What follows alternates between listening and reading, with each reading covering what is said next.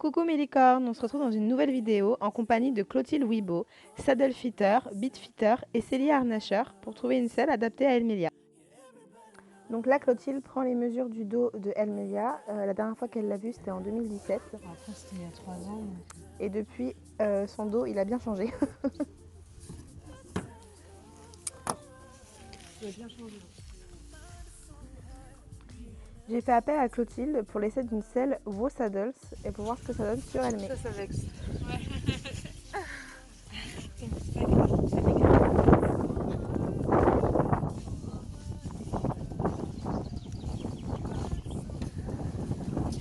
430. Ah oui, kilo. Oui.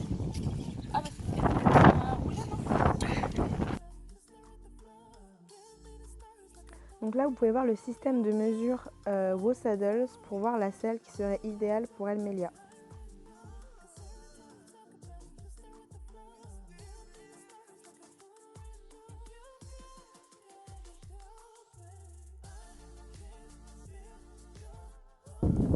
Ouais, là c'est la selle idéale de la marque. Après on va voir par rapport à ce qu'on a là, les compromis qu'on fait et tout ça.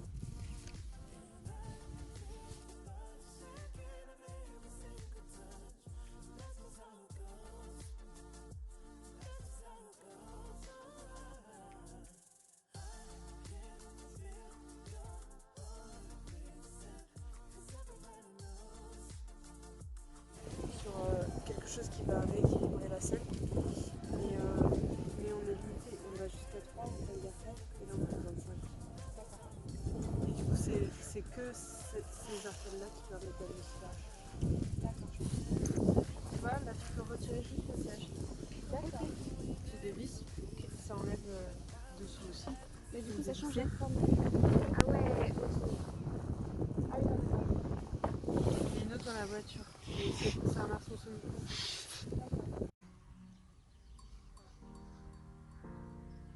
Donc en vue des mesures de la selle Vaux Saddles, ça va pas Elmelia parce que du coup c'est un arçon incurvé, enfin semi-incurvé. Et pour Elmelia il lui faudrait un arçon plat. Donc du coup la selle ne va pas.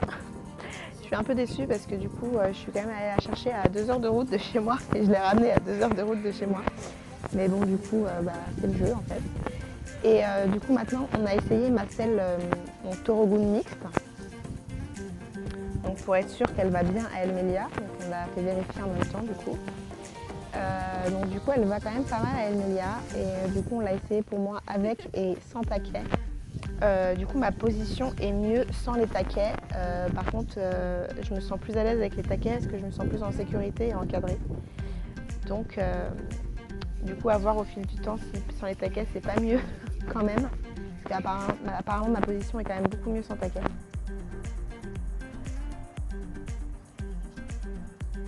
Oui, ça avait l'air de dire que c'était bien. Ouais, c'est pas mal, ouais.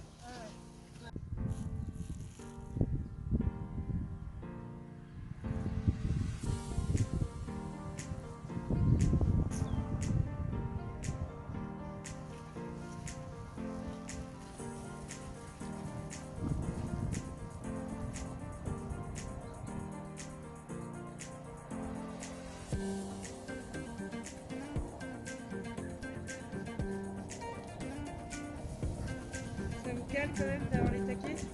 C'est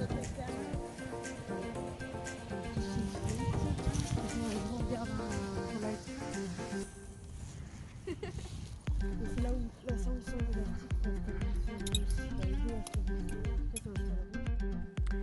Donc en conclusion, la selle Torogood va et à la suite de la visite de Clotilde, j'ai pu commander ma ProLite Naro.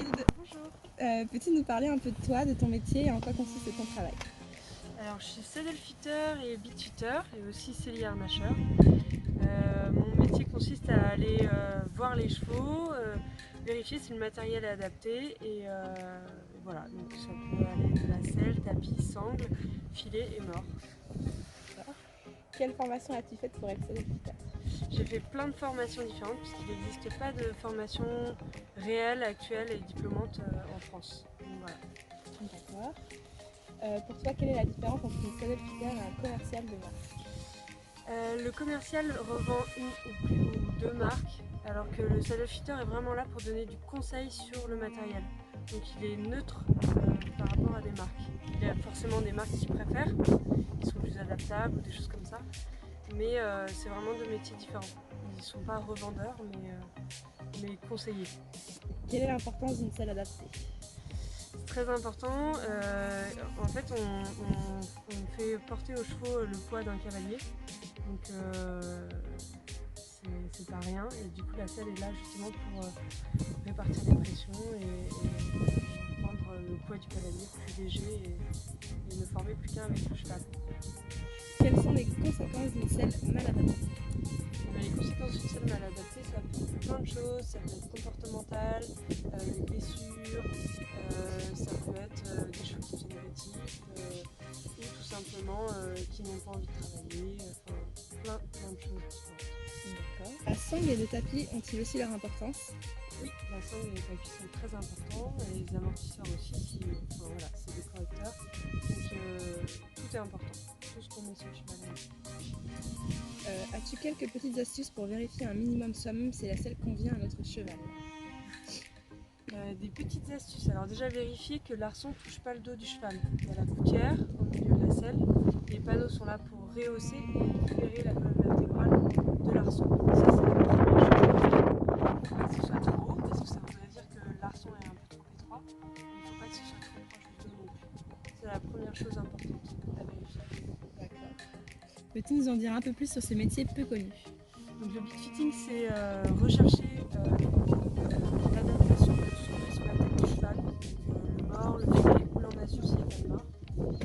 C'est très important aussi parce que un mort pas adapté peut créer des gros problèmes, que ce soit au niveau du dos, au niveau des migraines, des problèmes aussi de comportement, tout comme la selle. Tout le matériel est très important. Alors, question de Maëdup. Une selle peut être modifiée combien de fois? Est-ce du détail où on peut faire des gros changements et le prix est tout le temps le même? Alors, quand la selle n'est pas adaptée au départ, c'est des gros changements. Et après, quand la selle est adaptée, c'est vraiment du détail. Donc ça va être équilibré en fonction de la musculature du cheval, de son changement et aussi en fonction du cavalier, des disciplines, du travail pratiqué et tout ça. Donc oui, des modifications peuvent être faites assez régulièrement. Un suivi quotidien, enfin, ce serait tous les 6 mois à peu près. D'accord. Et du coup, le prix est tout le temps le même ou ça dépend de ce qu'on change? Ça dépend de ce qu'on change sur la selle, ça dépend de quelle selle c'est, de ce qui est du temps y passé et tout ça. D'accord. Question de Hermine BRN. Comment sait-on si la selle ne va pas à notre doudou? Ça c'est une grande question et c'est tout un travail. Mais après sur une réponse comme ça c'est difficile à dire. Par contre il y a des stages organisés par plein de saddle fitters ou autres et qui expliquent au moins comment repérer les choses de base. Donc ce que je vous conseille de faire, c'est de faire un stage, ce serait l'idéal. Bella, combien coûte la visite d'un saddle fitter pour vérifier si la selle convient au cheval? La visite d'un saddle fitter, ça coûte entre 200 et 50 euros. Voilà, ça dépend des professionnels, ça dépend de leur expérience, ça dépend des déplacements, des frais de déplacement.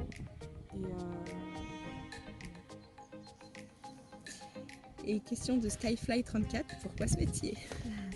Je sais pas, parce que c'est passionnant. Voilà. Et moi j'espère que cette vidéo vous aura plu et je vous fais plein de gros bisous paillettes mes licornes. Mouah.